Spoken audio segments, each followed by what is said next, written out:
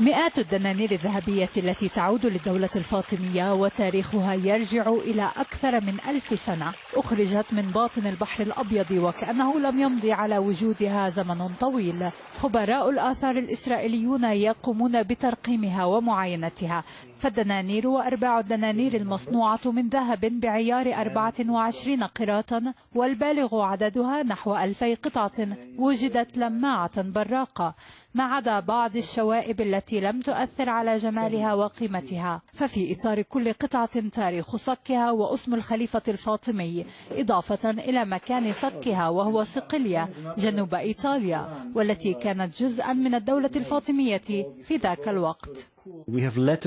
لدينا رسائل من أشخاص أرسلوها لآخرين يقولون فيها: بعثت لك 100 دينار ربما على متن السفن.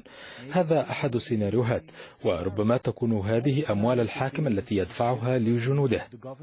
يزن كل دينار قرابة 4 جرامات من الذهب، وقد يزيد بعضها قليلا، أما الأرباع فتزن جراما واحدا تقريبا. ويقول الباحث إن أقدم هذه العملات يرجع إلى تاريخ الخليفة الفاطمي الحاكم بأمر الله عام 385 هجرية، وتنتهي العملات المكتشفة إلى عهد الخليفة الظاهري سنة 427 للهجرة.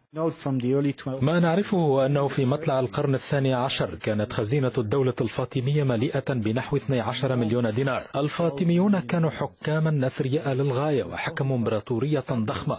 العملة الأساسية في عهدهم كانت مصنوعة من الذهب وأحيانا من الفضة، وهذا أمر مثير للاهتمام لأن أوروبا في ذلك الوقت ول500 عام لم تستخدم الذهب في سك العملات. ويصف علماء الآثار القطع النقدية بأنها موسوعات تاريخية، لأن كل دولة أو حاكم إلى يومنا هذا يهتم بصك رموزه الدينية أو القومية على العملات النقدية، فينشر بذلك أيديولوجيات مختلفة بين أيدي من يتداولها.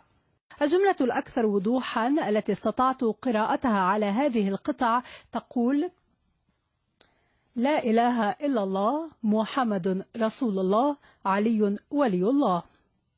من القدس، داليا النمري، RT.